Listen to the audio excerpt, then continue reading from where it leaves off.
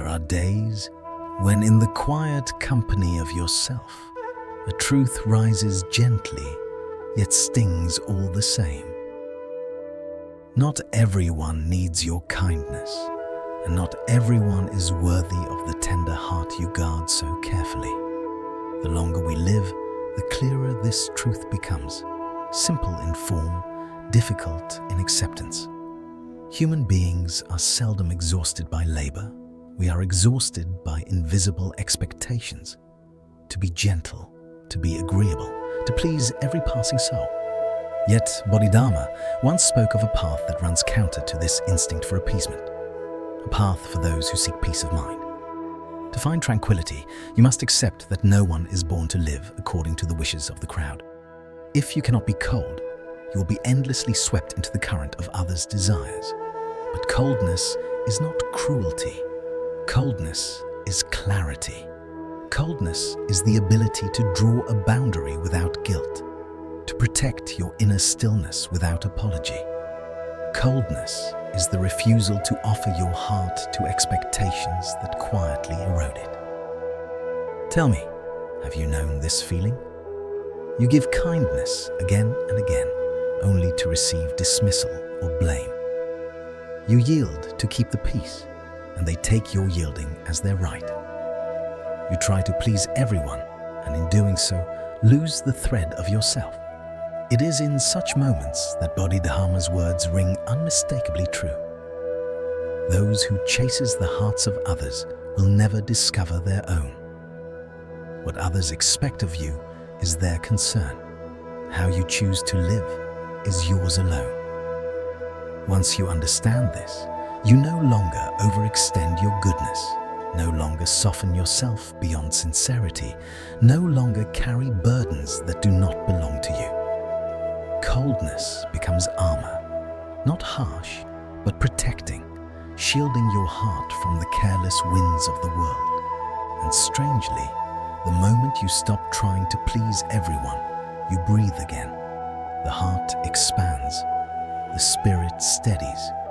You cease to be pulled into the tides of others' moods. You stand firm, and whether others admire or despise you, they learn at last to respect you. If you are living beneath the weight of others' expectations, listen deeply.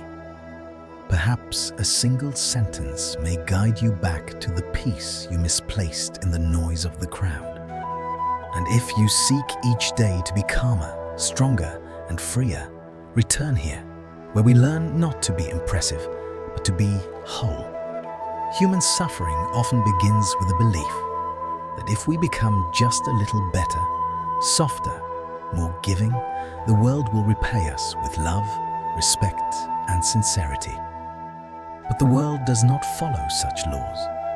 Only those who have been drained by people-pleasing truly know the ache of living not as themselves, but as a reflection of others' desires. And that quiet erosion of the heart, that is what truly ties us. Many live their entire lives seeking approval, terrified of rejection. A single frown makes them question their worth. A moment of silence sends them spiraling into self-doubt. They rush to change, not because they need to, but because they fear being thought less of. Thus, a life is spent molding oneself into the shape that pleases others, never into the shape that is true. Bodhidharma called this suffering the clinging mind, a mind bound to the judgment of others, unable to hear the voice within, over the clamor of praise and criticism. Such a mind is like a dry leaf in the wind, turning wherever the world blows. And many will live entire lifetimes without realizing they have never lived a single day for themselves. The irony is this: the more you strive to please, the easier you are to exploit. People notice when you are afraid to disappoint, and they push your boundaries inch by inch, until even you forget that kindness is a gift, not a debt. When kindness becomes obligation, your value diminishes in their eyes. For the world does not respect those who bend endlessly. It respects those who know where they stand. Bodhidharma taught that one who cannot guard their own mind will wander endlessly, not lost in the world, but lost in themselves. And perhaps you know this all too well. You say yes when no sits heavy in your chest. You remain silent when truth trembles on your tongue. You explain yourself endlessly, hoping to be seen in a better light. All the while, the self within grows faint. There are moments when you remain in a relationship you know has long ceased to be healthy, not because love is still there, but because you fear being judged as cold, indifferent, or ungrateful. Yet every small surrender of yourself, repeated quietly day after day, threads confusion into the heart and unrest into the mind. And someday, in a rare moment of solitude, you realize you have drifted far from who you once were. You, who once lived honestly with your own emotions, now live as a response to the emotions of others. You who once knew clearly what you wanted now, hesitate even before your own truth. You who once carried strength, now carry only the fatigue of other people's expectations. Deep down, it is not authenticity you lack, it is courage. The courage to disappoint, the courage to be misunderstood, the courage to stand alone without collapsing. We fear being unloved. We fear being left behind. We fear the whispers of those who do not understand us. So we perform, we bend, we shrink. But we forget one simple truth. Those who truly love you do not require you to abandon yourself. Only the insincere demand that you become someone you are not. Bodhidharma taught that peace does not come from a gentle world, but from a mind that is no longer imprisoned by the world. When the heart no longer strains to earn affection, a strange lightness appears. When you stop trying to please everyone, the fog lifts, and you finally see who is worth keeping and who must be released. Genuine affection has never required self-erasure. It arises naturally from one's own calm and sincerity, a sincerity untouched by fear, unwarped by the need to be accepted. We were not born to live as the shadow of another. If you are gentle, be gentle in the right places. If you are kind, be kind to the right people. If you are good-hearted, let that goodness remain within boundaries that protect your own worth. For in the end, it is not the world that wounds us most deeply. It is our refusal to choose ourselves. Many fear the word cold because they mistake it for apathy or cruelty. But in the teachings of Bodhidharma, coldness does not freeze the heart, it steadies it. It keeps the mind from being carried away by the storms of other people's emotions. Coldness is not a lack of feeling, it is the space required to be oneself. It is the refusal to be pulled, pushed, or reshaped by expectations that do not belong to you. True coldness is the state in which praise no longer inflates you and criticism no longer wounds you. People approve, you smile. People disapprove, you smile still. This smile is not rebellion, but understanding. Their opinions belong to them, not to your identity. Your worth, after all, is not something the world is allowed to assign. Someone once asked, "If I become cold, will I still be able to love?" The answer is simple. Love that arises from a peaceful mind is clearer, purer, and more enduring than love driven by fear or desire for validation. When coldness is rooted in wisdom, you no longer love through dependency, no longer seek affection by bending yourself, and no longer offer kindness out of fear of being left behind. You love from freedom, you care from clarity, you give from sincerity. This is the love that does not pollute your spirit. True coldness also knows where to stop and when silence is wiser than explanation. Most become agitated when they are misunderstood, but those who walk a spiritual path understand that explaining oneself to the unwilling is an unnecessary drain of life's energy. Silence is not defeat, it is refinement. It is the wisdom of choosing peace over noise and inner stillness over validation. A person who is cold in the true sense knows their limits. They do not carry burdens that are not theirs. They do not absorb emotions that do not belong to them.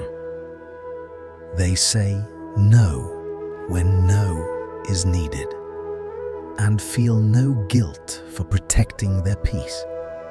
Coldness, practiced rightly, is not detachment from life, but protection of the life within.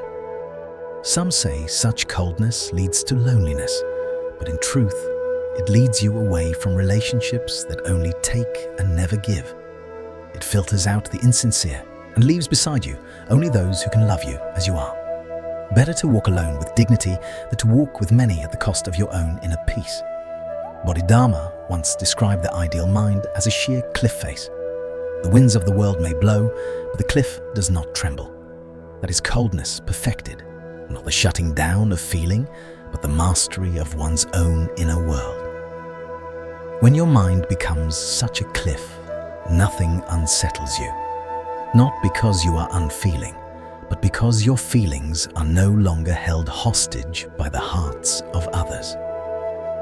It's not that you are indifferent, you simply know what is worthy of stirring your heart. True coldness is knowing how to stand at one quiet corner of life, observing everything with a calm, lucid gaze, not judging, not rushing, not letting trivialities tangle your mind. In that clarity, you will see that the world is noisy, yet your heart can remain strangely peaceful. You realize that most of the things you once feared were never real. Most of the sorrows you once carried were merely fleeting waves. To be cold is to give your mind a shelter, so it no longer has to chase after things that were never meant to be yours. And when you are cold in the true sense, you begin to use your heart with intention. Not everyone deserves your kindness. Not everyone has the right to touch your peace. Being healed teaches you who comes to cherish you and who comes to take advantage of you. Who should stay? Who should go? When you stop trying to please everyone, you finally see the true nature of the relationships around you. Life is already loud enough. Keeping a bit of coldness, a bit of clarity, a bit of silence is not apathy. It is protecting your heart from unnecessary wounds. True coldness is freedom. Freedom from expectation, from fear, from the invisible strings you once let others tie around you. When the heart is healed enough, the outside world can no longer control you. And only then does your heart truly begin to warm. People often say, live kindly and you will meet kindness. But if you live kindly without wisdom, if you live gently without boundaries, that very kindness becomes fertile soil for others to trample without the slightest remorse. Those who are too good rarely see the hidden corners in others. They assume everyone is sincere like themselves, respectful like themselves, considerate like themselves. And it is precisely this pure gaze that makes them more vulnerable than anyone else. A person who is too good always puts others before themselves. When someone needs help, they offer it, even when they are exhausted. When someone asks, they say yes, even when it is beyond their limits. They live with their heart and thus do not know how to refuse, how to resist, how to keep a small piece of safety for themselves. But life does not always return what you give. Some will cherish you for your kindness, but others will despise you for it. To them, your excessive kindness is no longer a virtue, It is an opportunity to exploit. Perhaps you felt this before. People remember you only when they need something. When they struggle, they come to you. When they're tired, they confide in you. When they're stuck, they lean on you. Yet the moment you need a single word of comfort, a shoulder, a bit of care, everything around you becomes empty, as if no one ever needed you at all. The deepest pain of being too good isn't being treated badly. It's not receiving anything close to the value of what you've given. Bodhidharma once said, "If the mind cannot protect itself, compassion becomes a burden. When you are kind but lack boundaries, you turn your love into a rope that binds you. You smile more than you want to, endure more than you can, carry more than life ever required of you. Gradually, without noticing, you wear down your own heart. Those who are too good don't want to make anyone sad. They fear that refusal will disappoint others. They fear honesty will make others think poorly of them. They fear boundaries will drive people away. That fear pushes them to keep giving, keep carrying, keep sacrificing until they collapse. One day, they sit down, hold their chest, and ask, "Whom have I been good to? And who has truly been good to me?" Only then do they understand that kindness, when placed in the wrong hands, doesn't produce love. It produces pain. Some people only know how to take endlessly. Some grow so accustomed to your kindness that they treat it as something they're entitled to. Help them once, they are grateful. Help them twice, they respect you.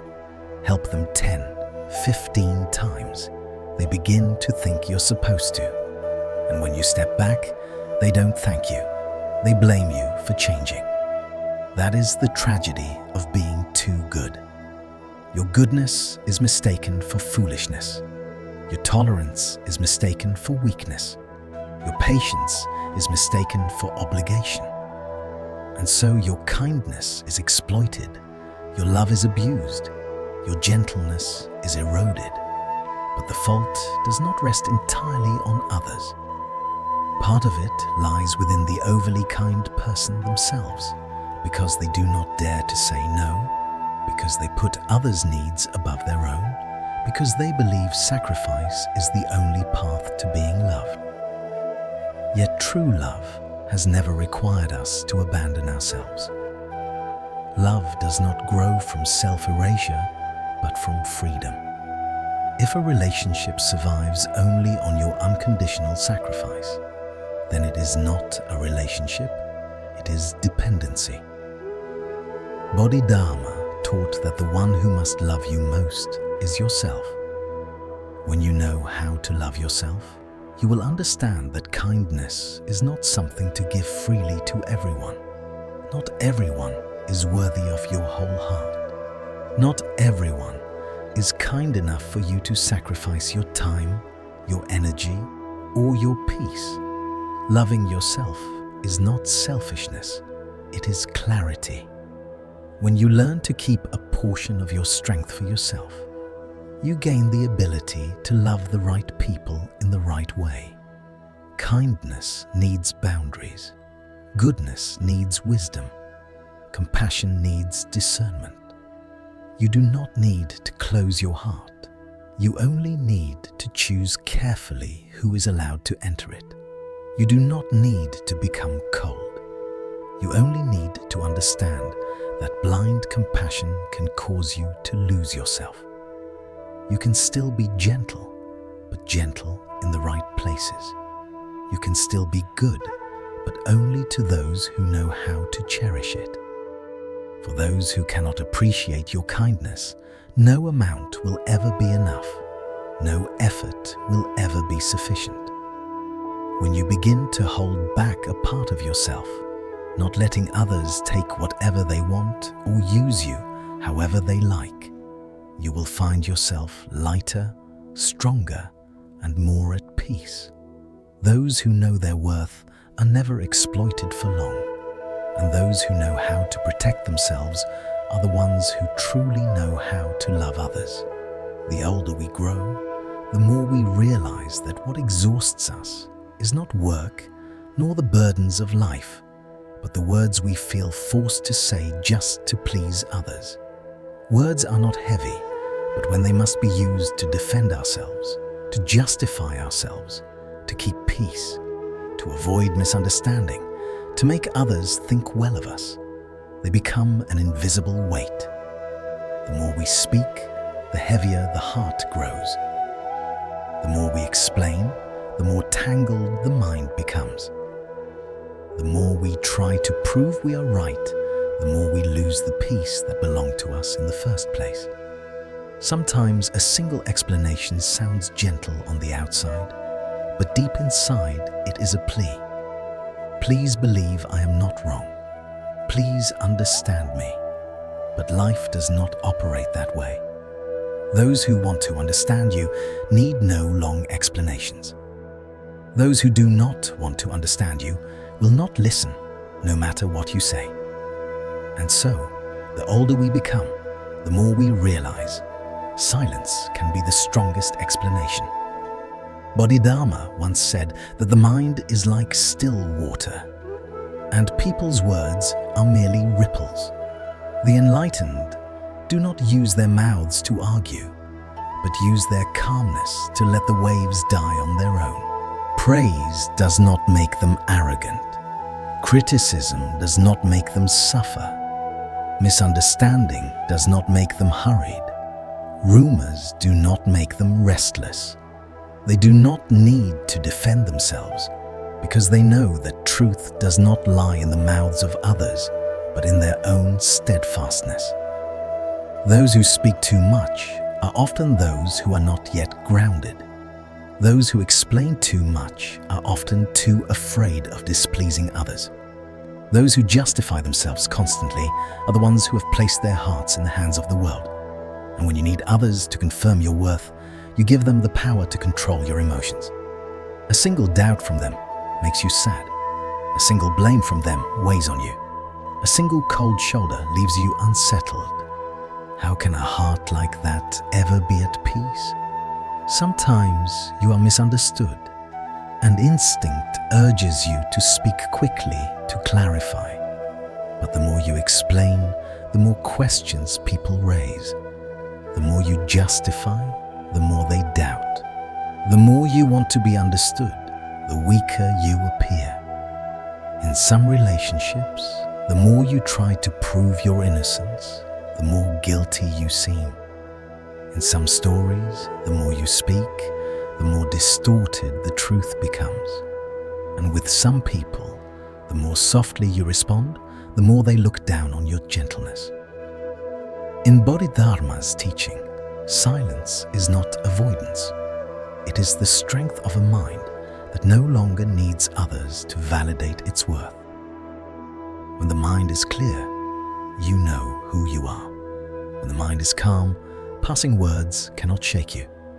When the mind is firm, you feel no rush to fix how others see you.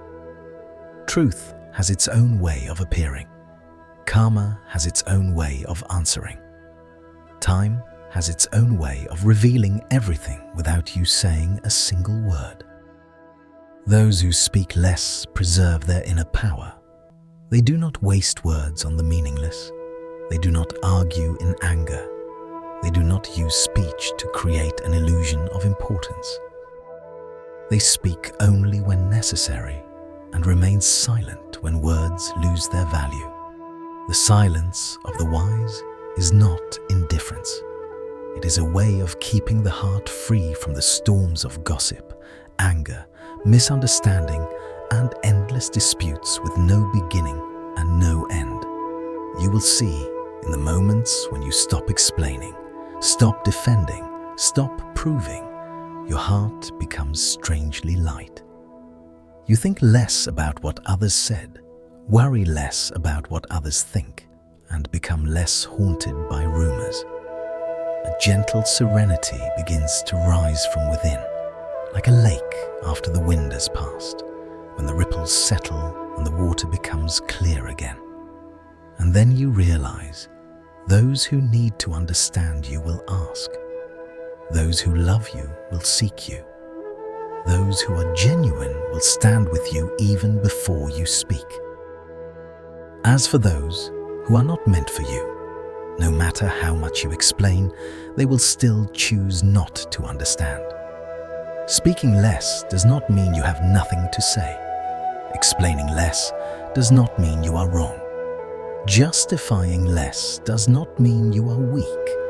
It means you understand that your inner peace matters more than the noise of the world.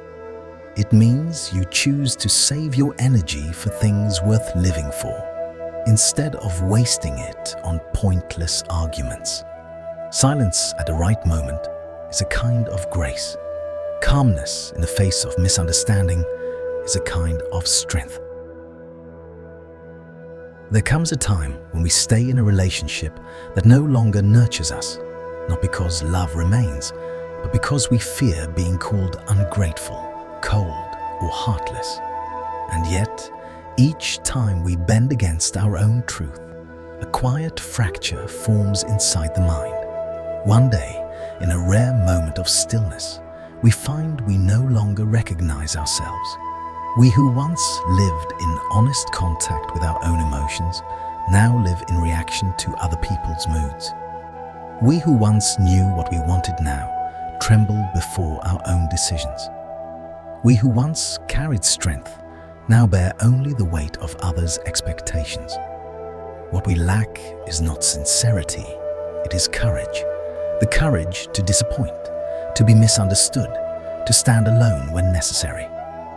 We fear losing affection. We fear being left behind. We fear the judgments of those who never truly saw us. So we shrink, soften, and contort ourselves until we forget our own shape. But the truth is simple. Those who genuinely care do not require your self-erasure. Only the insincere demand that you abandon who you are. Bodhidharma taught that peace does not come from a gentle world, but from a mind that no longer depends on the world to be gentle. When you stop trying to please everyone, a strange clarity appears. You see who actually values you and who merely benefits from your compliance. Real affection has never required you to betray yourself. We were not born to live as shadows of others. If you are gentle, choose wisely where your gentleness flows. If you are kind, protect your kindness from those who mistake it for weakness. Many fear being called cold, but coldness in the spiritual sense is not the absence of feeling. It is the presence of clarity. True coldness steadies the heart. It frees you from being pulled by every shifting emotion. Praise does not swell your ego. Criticism does not wound your spirit. Others approve. You smile. Others disapprove. You smile still. For their opinions no longer define your worth. When coldness is rooted in wisdom, love becomes clearer, purer, less entangled with fear. You no longer cling, perform, or beg for belonging. You love from freedom, not from hunger. Coldness also knows when to be silent. Explaining yourself to those unwilling to understand is a waste of life's energy. Silence is not defeat, it is refinement. A truly cold person does not carry burdens that are not theirs. They say no when no is needed and feel no guilt for choosing inner peace. Some say this leads to loneliness. In truth, it only removes those who never intended to stay. Better to walk alone with dignity than surrounded by those who drain your spirit. Bodhidharma compared the ideal mind to a sheer cliff. The winds of praise and blame blow past, yet the cliff remains unmoved. This is coldness perfected, not unfeeling, but free. When your mind becomes such a cliff, nothing shakes you. Not because you are numb, but because your emotions are finally your own. In those moments, coldness is the awakening that helps you stop giving away parts of your kindness that are never returned. A cold mind But a kind heart means you do not let pain turn you bitter. You do not let disappointment turn you harsh or empty. You still live kindly, but not blindly. You still love, but without losing yourself. You remain generous, yet you know what deserves an open heart and what must be closed. A truly centered heart knows how to keep itself warm from within and how to stay cold only toward the things that can drain its spirit. Cold toward another's selfishness, cold toward repeated wounds, cold toward expectations beyond your ability, cold toward unreasonable demands. Yet warm to those who need you, warm to those who appreciate you, warm to the people who bring real peace into your life. And strangely, when you learn to be cold on the outside to protect the goodness within, you finally see how light your heart becomes. You are no longer pulled into storms that are not yours. You are no longer manipulated by someone's crafted pity. You are no longer trapped in emotional spirals with no exit. You live like gentle water, calm, but not easily disturbed, clear, but not easily muddied, soft, but capable of becoming powerful like a waterfall when necessary. Coldness protects the mind. Kindness preserves the blessing.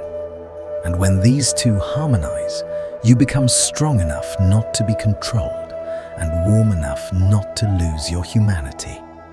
One of the greatest sources of suffering is that we spend too much energy worrying about what others think of us.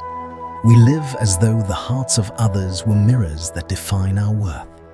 If someone praises us, we rejoice. If they criticize, we sink. If they like us, we glow. If they dislike us, we collapse. Our hearts drift with the emotions of the world like a leaf carried by the wind, never knowing where to rest. But Bodhidharma teaches, if your worth lies in the mouths of others, then whether you truly exist or not no longer matters. We only become free when we let go of the expectation that others must like us, understand us, or treat us fairly. Some people spend their whole lives obsessed with being liked, being accepted, being free of anyone's dislike. Yet the more you try to please everyone, the more bitter the truth becomes. No matter how good you are, someone will still dislike you. Not because you are wrong, but because their view of the world is too narrow. Not because you lack value, but because their hearts are too small to see it. Chasing the approval of others is the most exhausting, useless, and costly journey. Some dislike you because you speak too little. Some dislike you because you speak too much. Some resent your success. Some resent your peace. Some dislike you simply because you exist. People's hearts are not something you can control. Every person is a small world of emotions, wounds, experiences, and distortions. Whether they like or dislike you reflects their inner state, not your true nature. Yet we often misunderstand this. We ask why our kindness is not returned. The answer is simple. Their affection was never yours to command. Letting go of expectations allows us to see life with wider eyes. When you no longer expect others to like you, you begin to like yourself. When you stop explaining to be understood, you begin to understand yourself more deeply. When you no longer fear someone leaving, you finally see who truly wants to stay. Those who are not meant for you will leave no matter how hard you try. Those who are meant for you will value even the quietest parts of you. Bodhidharma said, when the mind is not placed in others, others cannot harm it. When you no longer place expectations on others, you become steadier. Criticism touches only the surface, not the depths. Malice passes like wind, unable to leave a scar. People dislike you. That is their story. People misunderstand you. That is their perception. People speak falsely about you. That is their karma. As for you, your only task is to live in accordance with what you know is right. Letting go of expectations does not mean letting go of humanity. It simply protects your heart from what lies beyond your control. You cannot force the immature to understand you. You cannot force a wounded heart to see you with kindness. You cannot force a jealous mind to recognize your worth. Your task is to live rightly. Their reaction belongs to them. A strange thing happens when you release expectations. You no longer fear someone leaving because those who stay are the ones who truly care. You no longer hurt from criticism because those words no longer belong to you. You no longer panic when someone dislikes you because you realize your fullness does not depend on their approval. You stop chasing the hearts of others because you understand you were never meant to be loved by everyone. Some people are easily wounded because they depend on praise to feel whole. One criticism can destroy their entire day. But when you no longer depend on praise, your heart becomes lighter. You smile when others smile, and you smile even when they don't, because you no longer rely on external noise to know who you are.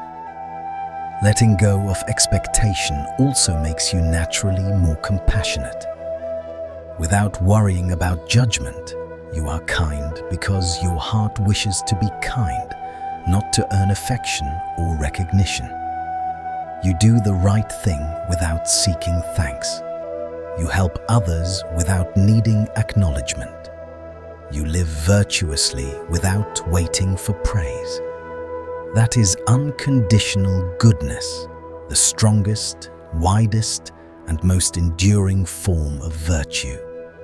Remember this: whether people like or dislike you has nothing to do with your true worth. Your worth lies in how you rise after being misunderstood, in your calmness when judged, in the dignity of living rightly without needing anyone's approval, in the ability to keep your heart peaceful even when the world is turbulent. When you release expectations, you begin to live rightly, to live truthfully, to live lightly, to live freely. And in that moment, you become the strongest version of yourself, a person not controlled by anyone's eyes, words, or emotions. In this world, the truly strong are not the loud, not the argumentative, not the quick to respond.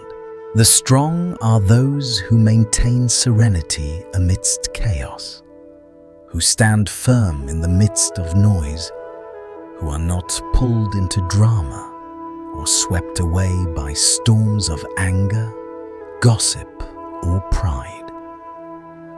Inner strength is not something we are born with. It is forged each time we choose silence over conflict, calm over anger, and stepping away over being swallowed by the storm of collective emotions. Drama is simply the strong winds of life, and a weak mind is easily carried away. The moment someone says something that displeases us, our mind boils. The moment someone acts not as we expect, we react immediately. The moment we hear unclear information, we become anxious or frustrated, even spreading it reflexively. But the strong do not behave this way. They do not let their mind become a rudderless boat tossed by the wind. They let their mind be like a mountain, standing firm as storms rage. They understand that life is full of events, and those that do not belong to us are not worth losing our peace over. Bodhidharma teaches, to win 1,000 battles outside, first win the one within. This inner battle is with our emotions, with the habit of reacting. The weak are led by their feelings. The strong govern their emotions. They know when to speak, when to remain silent, and when to step away from toxic dialogues. They are not provoked by insults, not dragged down by others' anger, and not tempted by flattery with hidden motives. Their mind is not easily disturbed by what suddenly comes or goes. Those with inner strength have a different rhythm of life, slower, deeper, more deliberate, yet enduring. When drama arises, they simply smile and say, "I do not take this in." When gossip is spoken, they listen without letting it muddy their mind. When anger flares around them, they remain serene rather than retaliate. They do not allow the lives of others to steer their emotions. This is not coldness or indifference. It is understanding the purpose of tests in life, to see who is awake, who is clear-minded, and who has the fortitude to avoid being swept into life's chaos. Many live their entire lives in drama without realizing it, chasing it or being chased by it, attempting to fill inner emptiness. When the mind is full, drama loses its appeal. Drama exists only when someone is willing to absorb it. Step outside, and it dissipates. The strong do not chase emotions. They observe them, watching feelings arise, persist, and fade like waves. They do not seek to correct others, but to maintain their own clarity. They do not argue over right and wrong. They prioritize lasting peace. In doing so, they avoid unnecessary suffering. They know what deserves attention and what should be let go. Life is already burdensome. The strong do not create extra weight from matters that do not belong to them. They do not analyze every word, scrutinize every glance, or interpret every action. The more they overanalyze, the more the mind grows chaotic, and the more they are drawn into drama. So they let go of what is not theirs. Bodhidharma often said that a mark of strength is a mind not controlled by others. People may want you to be angry. You remain calm. They may want you to fear. You remain steady. They may provoke conflict.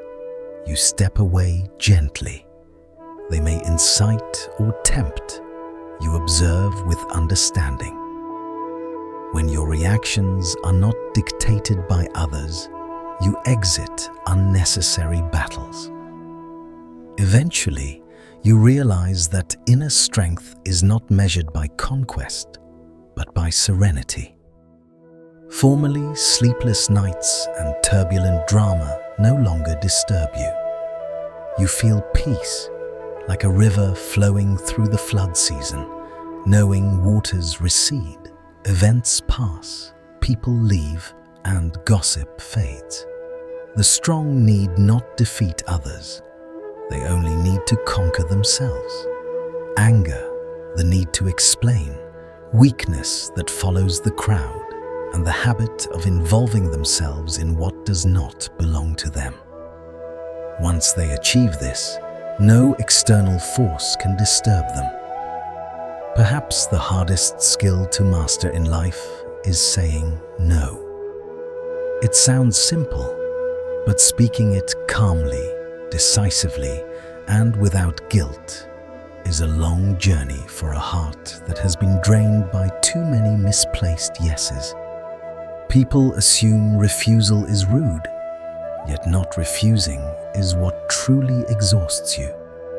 Bodhidharma taught that guarding your mind does not mean closing the door to life, but knowing which doors to open and which to close. Saying no closes the doors to what does not belong to you. We hesitate to refuse because we fear others' disappointment, misjudgment, or seeing us as selfish. But kindness does not require carrying all of others' unreasonable demands. Refusal does not make you bad. It clarifies that you understand your limits and protect your mind. Often we accept requests even when exhausted, thinking it is kindness, while in reality, we are letting others enter parts of our mind they should not touch.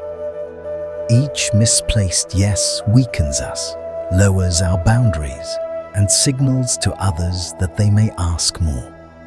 Saying no interrupts this cycle. A timely refusal protects your mind and also teaches others self-reliance, to take responsibility for their own life. If you always say yes, others never learn. If you always comply, they never understand that everyone has limits. As time goes on, you inevitably have to bear burdens that were never truly yours to carry. A gentle refusal is not about being abrupt or harsh. It is the art of speaking the truth without harming anyone. You can say, "I'm not available today. I don't have the capacity for this. I need time for myself. This exceeds my abilities." These seemingly simple statements can become a lifeline for your own mind. Refusing does not need to be severe. It only needs to be clear. Those who understand you will respect it. Those who don't, even if you say yes 100 times, will never truly value you. Bodhidharma taught that enduring hardship can be a blessing, but enduring it endlessly becomes suffering. Kindness requires wisdom. Goodness requires boundaries. You cannot pour from an empty cup. You cannot give peace when you yourself are unsettled. Saying no preserves your energy for what truly matters, for your health, your family, and relationships worth maintaining. Those who know how to refuse possess a unique beauty, calm, self-controlled, steady. They are not manipulated by others' demands. They are not afraid of being disliked for living authentically. They are not swayed by unreasonable expectations. They understand that kindness is not measured by the number of favors, but by sincerity and clarity. They help the right people in the right way at the right time and from the right heart. Most importantly, they never help reluctantly. When you cannot refuse, you unconsciously become someone who is always available, always helping, never saying no. But once you begin to refuse, others are forced to see you differently. They recognize that you also have needs, emotions, limits, and fatigue. They are compelled to respect you. Those who are sincere will understand and stay. Those who only exploit will leave. And that is the greatest gift a refusal can bring. Learning to refuse also cultivates emotional maturity. You no longer fear disappointing others because you know you were not born to carry all their emotions. You no longer fear someone's anger, knowing their anger is not your responsibility. You no longer fear displeasing anyone because losing some approval preserves your inner self. When you refuse gently but firmly, your mind expands. You gain time for yourself. You gain energy for what is meaningful. You gain peace because you are not drawn into what does not belong to you. You begin to live as your heart desires, not as others expect. Refusal does not make you cruel, it makes you clear. Clear about what you can do, what you will not do, your own value, and the priority of keeping your peace over pleasing someone else. When you master this, you realize that sometimes a refusal is a gift you give yourself to protect your heart from depletion, your mind from disturbance, and your life from being pulled into what does not matter. One truth everyone eventually realizes through life's upheavals: living according to your own will is always harder than following the crowd. In the crowd, you bear little responsibility. You merge into the collective flow. Think as they think, act as they act, feel as they feel. But living this way is the fastest path to losing yourself. Bodhidharma taught that those who follow the crowd their entire lives never see their true nature. The crowd is ever-changing, noisy, angry, joyful, shallow. If your mind follows it, you will never hear your own voice. The crowd may praise you today and abandon you tomorrow. They may view you as a hero in one moment and blame you the next. The crowd's whims are like a wind that never stays still. If you place your life in their hands, you will never find a true resting place. That is why many people spend half their lives not knowing what they truly want, like, believe in, or need. They live according to others' emotions, judgments, and praise or criticism, like a shadow without form. Living according to your inner mind does not mean withdrawing from life. It simply means knowing who you are and not letting external noise silence your inner voice. When the world is chaotic, your mind remains clear. When the world argues, you observe from the outside. When the world chases vanity, you choose simplicity.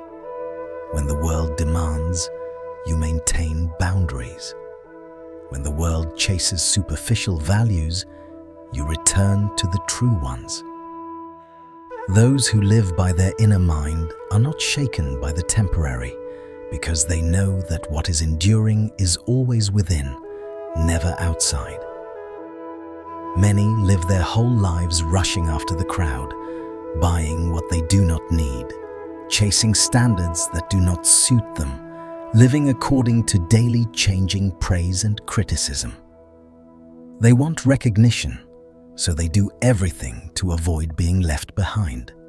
They fear judgment, fear being seen as different, fear being considered off-standard. But the price for safety in the crowd is the loss of the soul.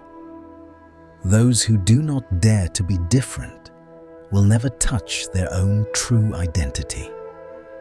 Bodhidharma viewed life with calm awareness. He taught that to live among the crowd without losing oneself is true fortitude. This strength is not in opposing everyone, but in knowing your path and not being swept away when the crowd changes direction. The strong do not need to shout to stand out. They walk silently on the path suited to them. That silence is sometimes the most powerful voice of inner freedom. Living according to the inner mind also means distinguishing between your own desires and social pressures. Do you want this because it is truly yours, or only because others are doing it? Do you seek genuine joy, or are you imitating others' happiness? Do you choose a path because it suits you, or because others say it is right? If every choice depends on others, you unconsciously live someone else's life, not your own. Those who live by the inner mind do not need many to understand them. They do not require numerous superficial connections. They choose deep connections, not many. They are not distracted by fleeting pleasures because they know peace is what truly matters. They do not chase fleeting trends because they know that true value always stands outside the whirl of the temporal. They do not need the crowd's applause to feel meaningful, for they have already found meaning within. There are times when living according to your inner self, others will call you cold. When you refuse to join gossip, they say you are distant. When you do not follow impulsive emotions, they say you are indifferent. But only you know that this clarity is a healing medicine for your own mind.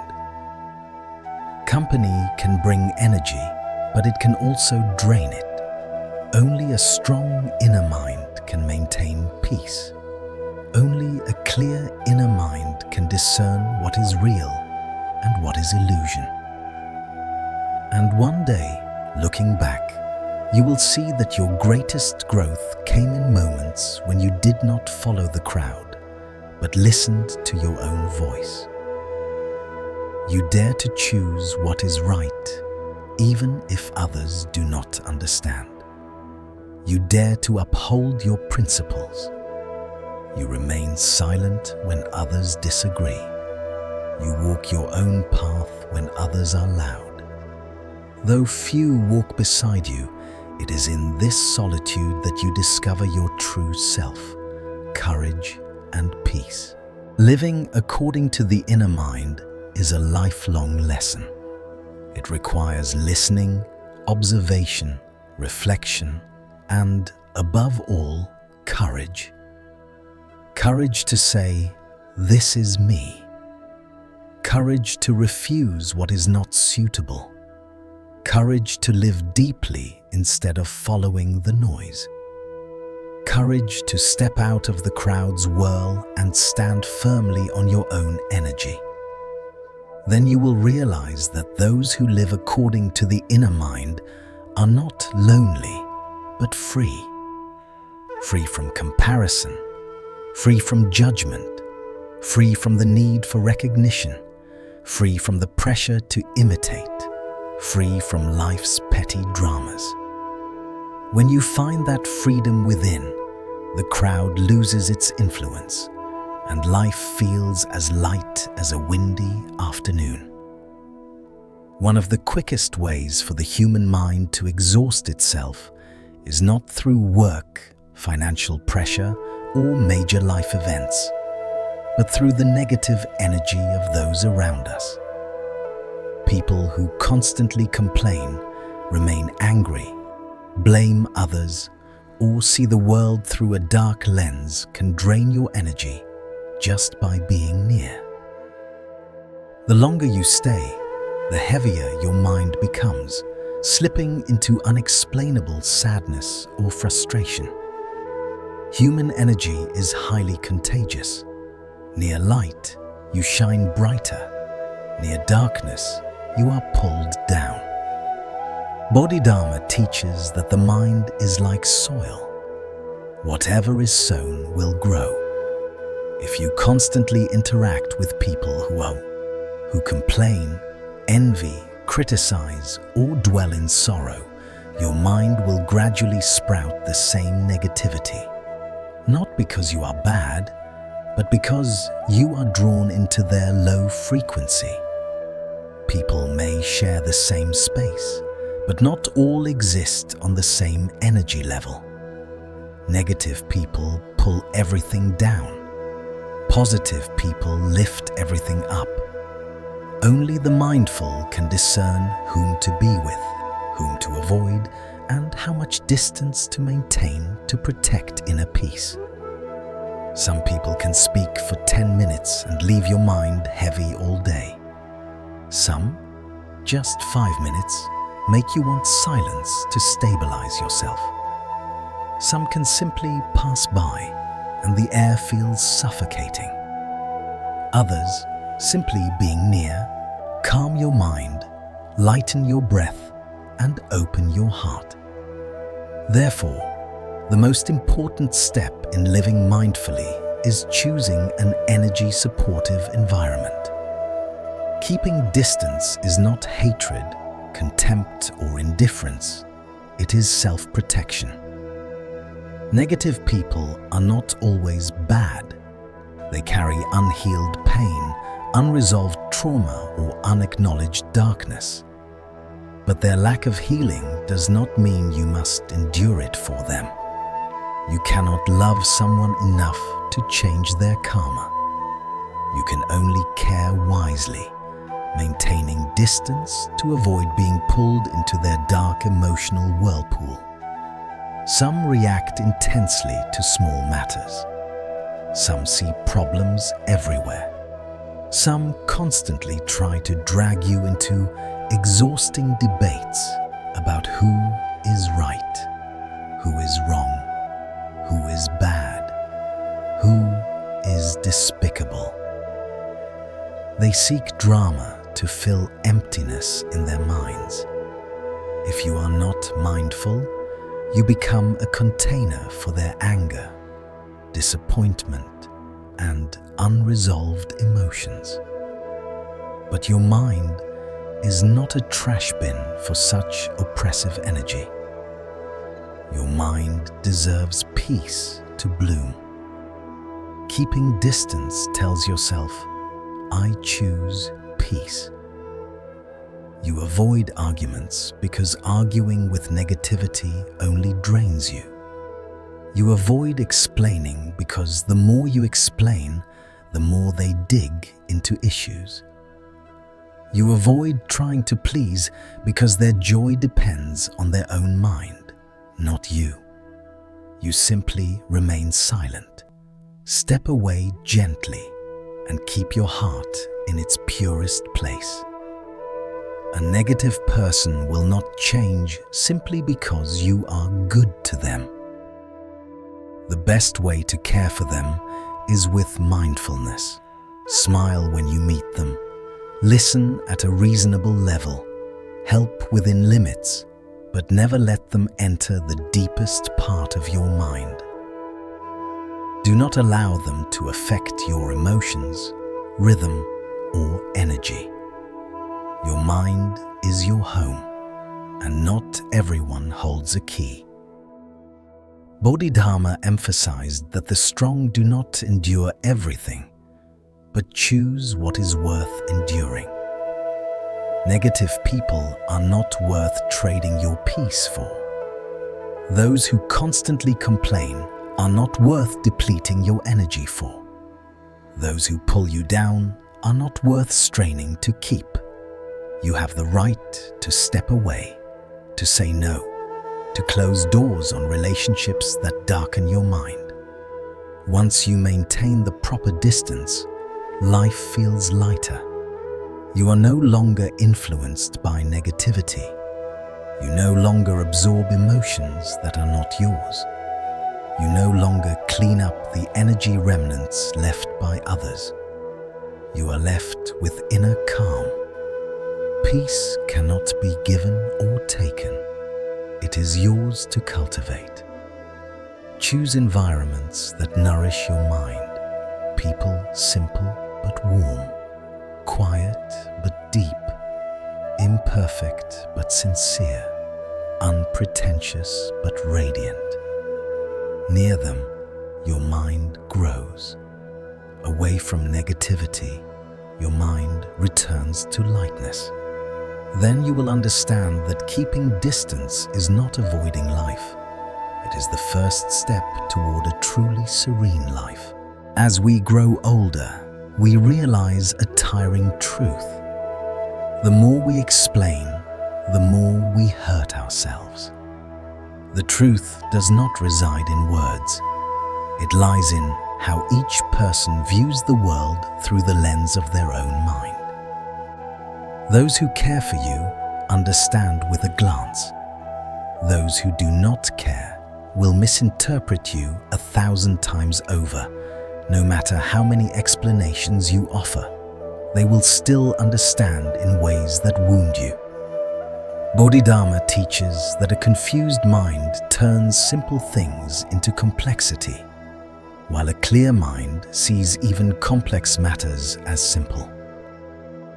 When a person's heart is closed, explanations are like the wind passing by. In life, how many times have we tried to clarify ourselves so others would understand? How many times have we tried to prove we are not wrong simply to avoid a bad reputation? How many times have we spoken wholeheartedly only to have the other person cling to what they want to believe? We think clarity will resolve matters, but the more we speak, the deeper we are pulled into misunderstanding. The more we explain, the more misinterpreted we become. The more we seek transparency, the more entangled the conversation grows, because people do not truly listen to understand. They listen to react. The root of all misunderstandings does not lie in words, but in the mind. A frustrated mind interprets everything negatively.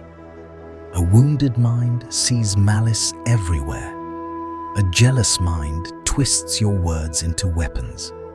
An unstable mind will never see you as enough. In countless cases, explaining yourself is like trying to unlock a door the other person has no intention of opening. Some have already decided to misunderstand you, and you have no obligation to explain. Explaining to someone determined to misinterpret is like pouring water into an upside-down cup. No matter how much you pour, it cannot enter. No matter how sincere your heart, it cannot reach. People only hear what they want to hear. Your efforts only exhaust yourself. Those who truly understand you perceive it immediately, even before you speak. They see your feelings even when you are silent. They know you mean no harm, even if your words are incomplete. They recognize your goodwill, even if your actions are imperfect. They always see you with compassion. And the most beautiful part? They never demand explanations. So why bother explaining to those who look at you through a lens of suspicion? Bodhidharma teaches that words arise from the mind. If the mind is not clear, words are useless. When the other person's heart is closed, all your explanations are echoes falling into empty space. The more you speak, the more they have the chance to twist your intent to suit their perception. The more you defend yourself, the weaker you become in the face of their turbulent emotions. True strength of the mindful lies in the ability to remain silent in matters unworthy of engagement. Silence is not avoidance, surrender, or agreement with what others dump on you. Silence protects your mind from being drawn into meaningless dialogues. Silence is refusal to enter arguments that do not bring peace. Silence is a way to preserve your dignity before words too shallow to reach your inner core. When you stop explaining, life becomes lighter. You no longer obsess over every gaze or worry about judgment. You no longer strain to prove yourself. You know that truth does not lie in the mouths of others. It lies in how you live. Time will answer, life will demonstrate, and those destined to understand you will do so at the right moment. Some misunderstandings can only be resolved through silence. Some accusations can only be neutralized by persistent action.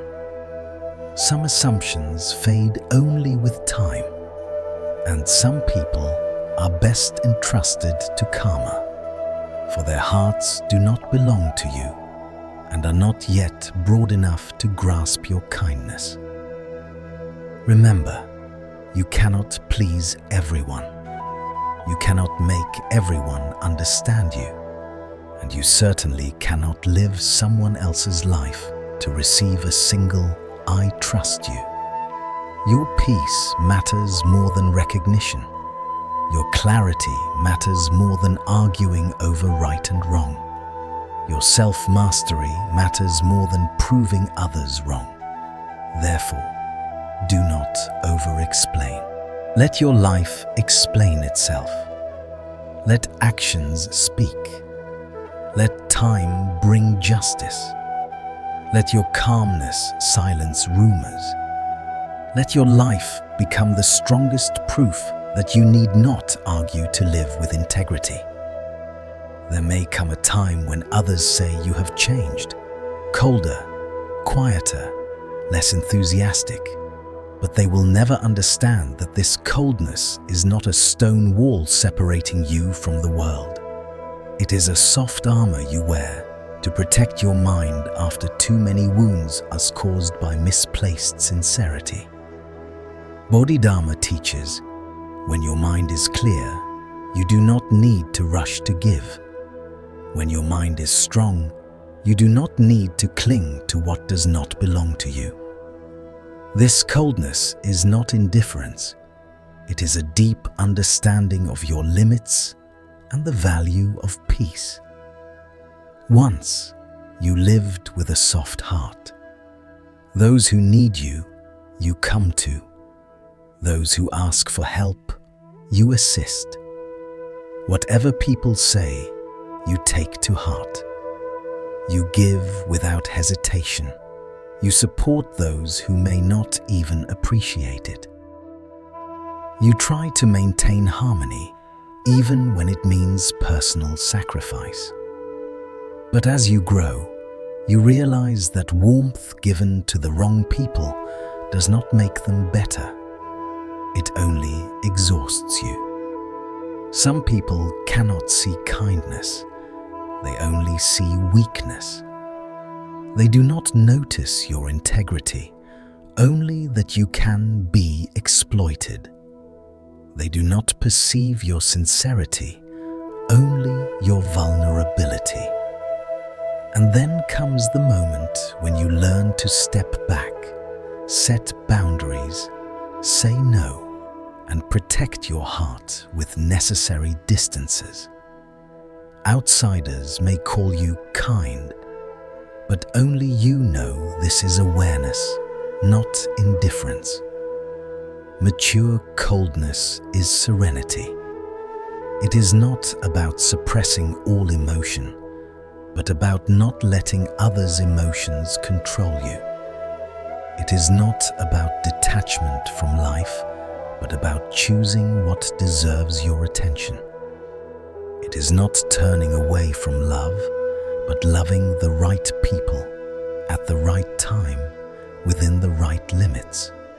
It is not retreating because you cannot open your heart infinitely to everyone. This coldness is elegant. It is not rigid, but it is steady. It does not react violently, but it is clear. It does not try to please anyone, yet it preserves your own kindness. Bodhidharma teaches, let go of attachment, and life hurts less. True coldness is letting go of clinging, of trying to hold people, of seeking understanding or recognition. Your heart is no longer caught by fleeting matters. Your mind no longer clings to what is not yours. You live rightly, sufficiently, truthfully, Whoever stays or leaves is their karma. As you become colder, you no longer feel compelled to enter useless arguments. Right or wrong no longer matters. You only need inner peace. You no longer feel the need to clarify misunderstandings. Those who choose to misunderstand will remain in their error. You no longer need to prove anything. Time will do that for you. You begin to treasure moments of quiet more than noisy, meaningless distractions. Some who were once close to you no longer resonate with your frequency. In the past, you tried to hold on. Now you smile and let go. Not because you hate them, but because your energy has changed. Your mind has evolved, and you cannot force yourself to stay where it no longer fits. Mature coldness teaches you that those who are not aligned with your path should be allowed to leave. Those who share your destiny will remain. Some think coldness is a closed heart. In truth, it is a heart opening in a more refined way, open to what deserves attention, not indiscriminately. In the past, you opened too much and suffered. Now you open just enough and find peace. In the past, you gave too quickly and were disappointed. Now, you give at the right moment and remain gentle. The most beautiful coldness is one that remains kind, compassionate, and loving, yet does not allow others to manipulate your heart. You do not seek revenge nor expect others to pay a price. You simply step away from toxicity, and this is a gentle kind of maturity. One day, when you look back at your former selves, soft, vulnerable, easily swayed, you will thank the coldness you have now. It does not diminish your kindness. It teaches your kindness where to go. It does not make you lonely. It makes you free. It does not make you indifferent. It allows you to live authentically. You will understand that coldness is not freezing your heart. It is placing your heart where it belongs. As we live longer, we realize that the greatest suffering often does not come from events, but from our own words. Words spoken in heat can fracture relationships that could have been preserved. Words spoken impulsively can cause regret for years. Words spoken to prove you are right often become the very cause of losing your peace. Bodhidharma teaches, control the mind before the tongue, and the body will be at ease. Control the tongue before life, and the heart will be calm. Measured speech is not weakness. It is the wisdom of one who knows how to live. Those who speak little are not ignorant. They understand the value of silence. They know every word carries energy. Positive energy nourishes both the speaker and the listener. Negative energy burdens the mind. The talkative are easily led by emotion. The reserved preserve themselves. Many think speaking a lot is strength, but true strength is knowing when to remain silent until the mind is calm. When young, we speak to prove. When slightly older, we speak to explain.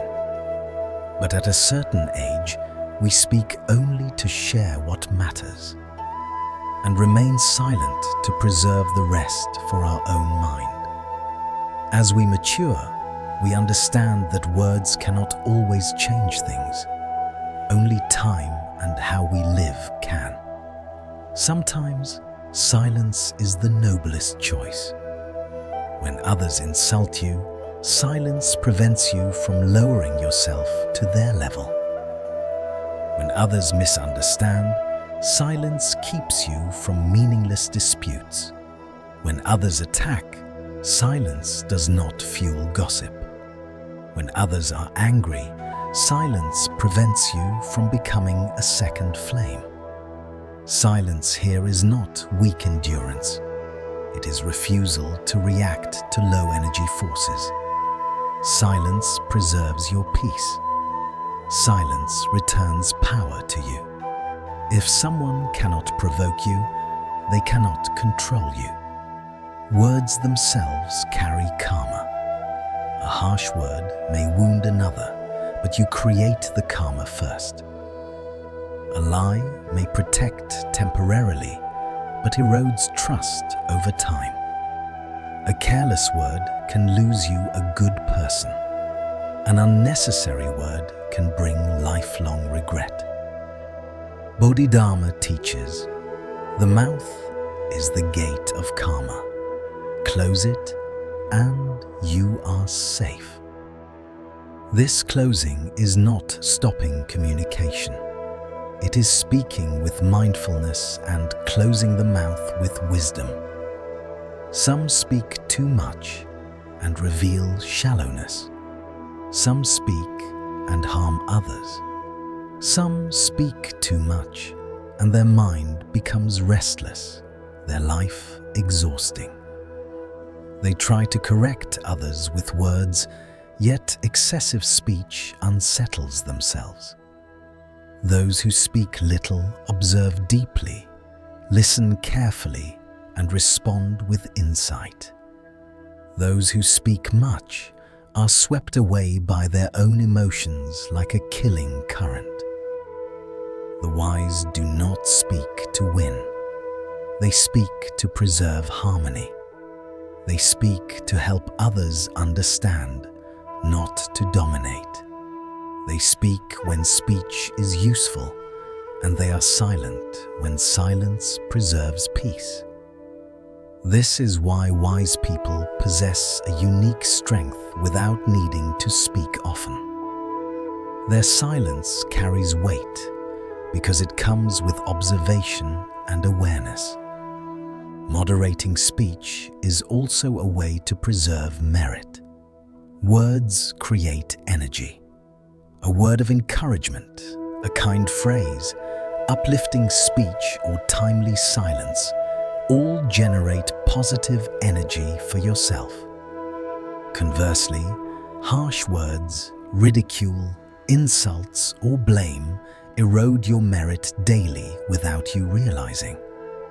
A virtuous person is not only good in action, but also in speech.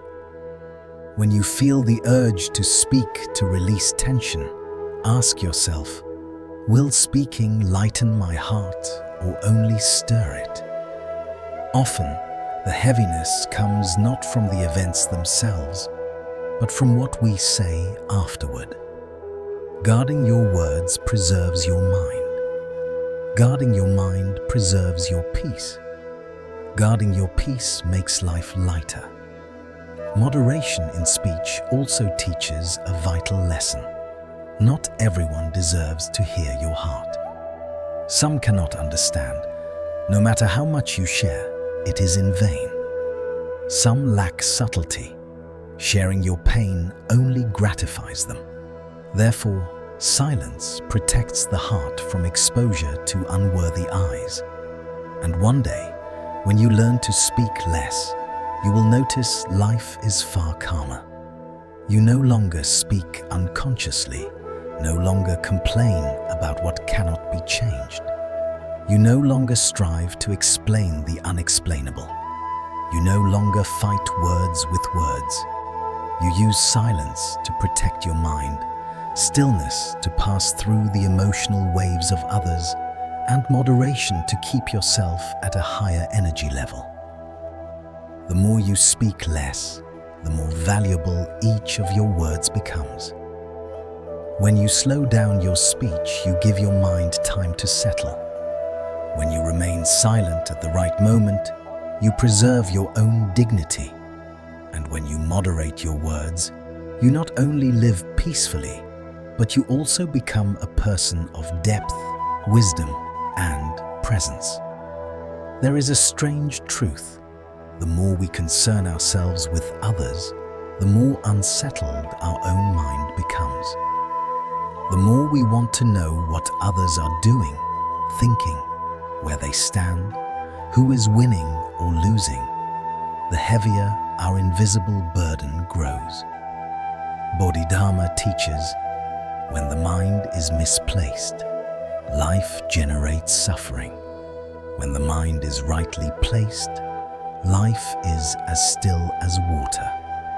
This means that if you shift your attention from others to yourself, from external matters to your inner world, peace naturally returns. We grow up in a society always peeking left and right. What are others doing? Buying, achieving, happy or sad? We are easily caught in comparison. Income, happiness, success, or popularity. But the truth is, no two lives are the same. Everyone has their own karma, their own path, their own destiny. If we constantly look at others, we can never see our own path clearly.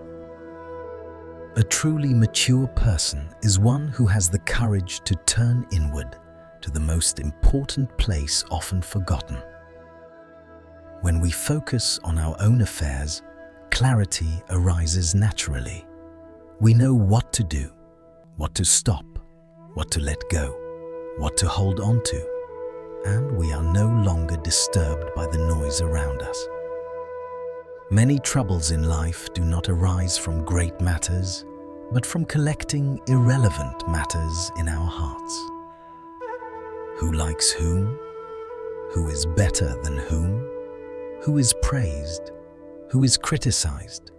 Who is talking about us? Just hearing a comment can unsettle the mind. Seeing someone succeed can stir jealousy. Seeing someone happy can spark envy. But this is only a sign that the mind is not rightly placed. When the mind is placed on other people, one's own life naturally darkens. Focusing on your own affairs does not mean ignoring the world. It means only caring about matters within your responsibility, boundaries, and values. You do not need to know everything happening around you. You do not need to have an opinion on everything. You do not need to participate in every conversation. You only need to do your own work well. And that alone is the most complete answer for life. Some people spend their whole lives commenting on others, yet their own life hardly progresses. Some spend much energy pointing out others' mistakes, never reflecting whether they are improving themselves. Some live with outward-looking eyes and remain empty inside. We think that knowing about others is understanding life, but true maturity comes only when we understand ourselves. Bodhidharma teaches, the one who goes far is the one who enters their own mind. When you focus inward, external noise fades. You lose interest in gossip, cease entanglement in meaningless relationships. You no longer let others' emotions control you. You care only about living rightly, with integrity and wisdom. There are periods in life when you must decisively withdraw, not because you are weak, but because you are focusing energy on cultivating your own roots. Like a tree, to grow tall, you must root deep. To bloom brightly, you must accept periods of stillness. Only by not looking outward can you fully build your own life. This is not selfishness, it is wisdom. When you focus on your own affairs, you compare less, envy less, become less angered by trivialities, fear judgment less, and pay attention less to shallow relationships. Instead, you gain more time to refine yourself, improve your life, and nurture your heart. And as you improve, naturally, everything around you changes too. There is no need to speak or prove your growth. It creates respect from others on its own. Remember, those who focus on themselves are serene. Those who focus on others are confused. Those who reflect daily on themselves do not have the mind to scrutinize others. Those who cultivate their mind have no time for gossip. Those who know where they need to go will not get lost in the crowd. Focusing on yourself also helps you avoid a dangerous trap, wanting to save the world, wanting to help everyone, correct every mistake, do everything right, make everyone good and understand. But this is only an illusion of well-meaning but unwise kindness. True strength is not in saving the most people, but in maintaining long-term inner peace so that your actions have depth, influence, and sustainability. Eventually, you realize that others' lives are their lessons. Your life is your journey. Those who need you will seek you. Those who don't need you, your presence is useless. Those who understand you do not need explanations. Those who do not, explanations are pointless. Focusing on your own affairs not only brightens your life, it makes you a person of depth, courage, and self-mastery. You live more lightly, yet stand firmly. Speak less, yet understand more. Care less, yet see clearly. You begin to understand that by dedicating your energy to your own life, you not only change your circumstances, you change yourself. People often say living well brings good things. But if you live well without wisdom, if you are kind without boundaries, that kindness becomes ground for others to trample without restraint. Those who are too good often fail to see hidden motives in others. They assume everyone is sincere like themselves, grateful like themselves, thoughtful like themselves. This overly pure perspective makes them more vulnerable than anyone. A person who is too good always places others first. When someone needs help, they give even when tired. When someone asks, they immediately agree, even beyond their ability. They live by heart, so they do not know how to refuse, resist, or protect themselves. But life does not always return in proportion to what you give. Some appreciate your goodness, others exploit it. For them, excessive kindness is no longer a virtue, it is an opportunity. Perhaps you have experienced this. People only remember you when they need something. When they struggle, they seek you. When they are tired, they talk to you. When they are trapped, they lean on you. But when you need support, a shoulder, a little care, everything feels empty, as if no one ever needed you at all. The pain of being too good is not in being treated badly. It is in not receiving commensurate value for what you have given. Bodhidharma once said that if the mind cannot preserve itself, even love becomes a burden. When you are kind but do not maintain boundaries, you turn your compassion into a rope that binds yourself. You smile more than you want, endure more than you can bear. You carry more than life asks of you. Little by little, you wear down your own heart without realizing it. People who are too good often do not want anyone to be upset because of them. They fear that saying no will disappoint others. They fear speaking frankly will make others think they are bad. They fear maintaining boundaries will push others away. These fears drive them to keep giving, keep carrying, keep sacrificing until they are exhausted. One day they sit down, embrace their chest, and ask themselves, who have I been good to, and who has truly been good to me? Only then do they realize that kindness, if not placed in the right place, does not bring love, but causes hurt. Some people only know how to receive, never how to give. Some are so accustomed to your kindness that they take it for granted. You help them once, they are grateful. Twice, they respect you. But by the 10th or 15th time, they begin to think you must always act that way. And when you step back, they do not thank you. They blame you for changing. This is the tragedy of being too good.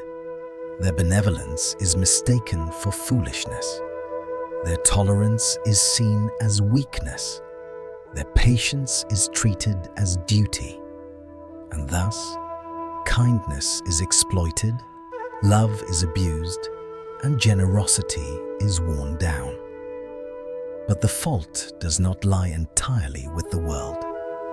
Part of the fault lies with those who are too good, because they do not dare to say no, because they place others' needs above their own, because they believe that sacrifice is the only way to be loved. But true love never demands payment. Love does not arise from compulsion, but from freedom. If a relationship only stands when you sacrifice unconditionally, it is not a relationship, it is dependence. Bodhidharma teaches that the one who loves you most must be yourself. When you learn to love yourself, you realize that kindness cannot be given to everyone. Not everyone deserves your whole heart. Not everyone is kind enough to merit your time, energy, and peace. Loving yourself is not selfish, it is wisdom. When you preserve a part of your strength for yourself, you are able to love others rightly and wisely. Kindness needs boundaries. Generosity needs intelligence. Loving others requires discernment. You do not need to close your heart, but you must learn to choose who is allowed in. You do not need to change to become cold, but you must understand that blind love can make you lose yourself. You can remain gentle, but in the right places. You can remain kind, but only to those who appreciate it. For those who do not value your kindness, no amount is ever enough. No sacrifice ever sufficient. When you begin to keep a part of yourself, refusing to let anyone take what they want or use you however they please, you will feel lighter, stronger, and more at peace. Those who know their own worth will never be exploited for long, and those who protect themselves are the ones truly capable of loving others. At the end of this journey, you will realize that learning to be cold is not to turn your heart to stone, but to ensure it is no longer at anyone's mercy. Mature detachment is a state in which you still know how to love, still know how to be kind, but no longer trade your peace for meaningless things.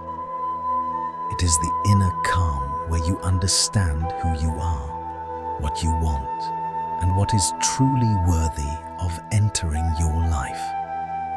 Bodhidharma teaches that a mind not swayed by the world is freedom. When you know how to be silent when needed, refuse when necessary, let go when appropriate, and hold when required, you step into that state of freedom. No one has the right to hurt you, pull your mind down, or control your emotions but you. May this video help you slow down, look deeply within, and choose a lighter, more peaceful life.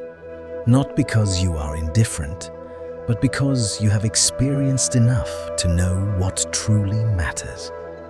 Thank you for taking the time to listen. If these words resonate with you, please subscribe to the channel so that we may meet again each day in moments of peace. See you in the next video.